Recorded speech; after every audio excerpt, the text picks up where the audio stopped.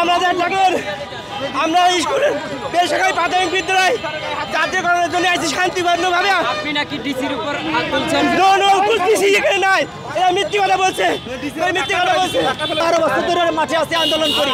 12 বছরের ভিতরে আমাদেরকে কোনো আশ্বাস দিচ্ছে না। এই সরকার আমাদেরকে আশ্বাস দিচ্ছে, প্রধান সচিবালয় মন্ত্রণালয় থেকে চিঠি পাঠাচ্ছে, সেই চিঠি এখন এরা কার্যকর করতেছে না। এই অবস্থায়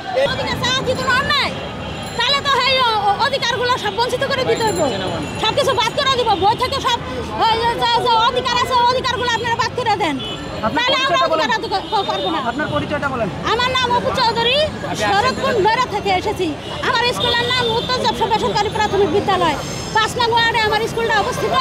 ওখানে আর কোনো স্কুল নাই, শুধু আমার স্কুলটাই বেসরকারি। আর ওখানে আর কোনো শিক্ষা প্রতিষ্ঠান নাই। 3টা বড় বড় গ্রাম, ওখানে আমার স্কুলে 207 জন বাচ্চা লেখাপড়া করে। ওখানে এই 13 সালের থেকে আমরা বঞ্চিত হয়েছি, অনেকবার আন্দোলন করছি, আন্দোলনের কোনো ফলাফল হয় নাই। বিগত সরকারের দ্বারা বঞ্চিত হয়েছি। বর্তমানে এই যে এখানে আমরা 25 দিন ধরে আন্দোলন করতেছি। এখন আজকে